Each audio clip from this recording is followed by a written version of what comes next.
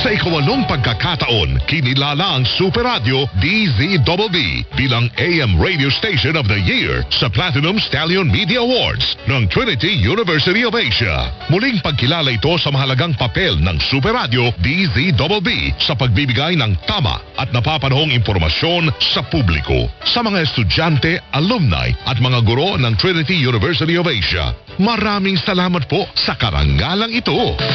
Mga kapuso, alay namin ito sa inyo.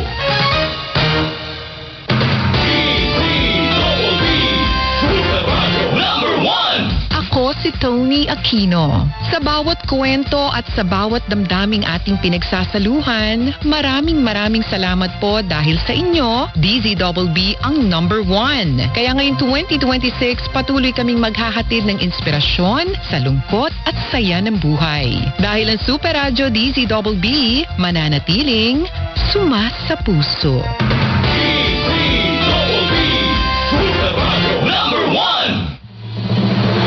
Nangunguna sa Mega Manila ang GMA Radio sa buwan ng Marso ayon sa AGB Nielsen Media Research. Number 1 sa AM station ang Super Radio DZBB 594 na nakakuha ng 56.3% audience share. Number 1 sa FM station ang Barangay LS 97.1 na nakakuha ng 54.9% audience share. Damang-dama namin ang init ng inyong pagmamahal, mga kapuso at kabarangay.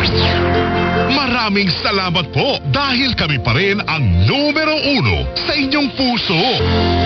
Super Radio DZBB at Barangay LS 97.1 GMA Radio number 1. Para hindi mahuli sa mga balita, sundan ang mga social media account ng Super Radio DZBB. Mag-subscribe sa aming YouTube channel at i-follow kami sa Facebook, TikTok at X.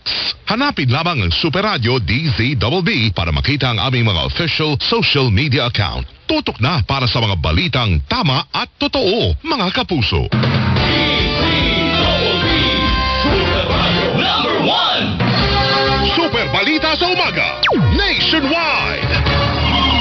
Mahigit sa 300 jeepney driver sa Pangasinan huminto muna sa pamamasada dahil sa patuloy na pagtaas ng presyo ng diesel. Si Jasmine Gabriel Galban ng GMA News. Jasmine, pasok! Super Radio! Good morning, Joel.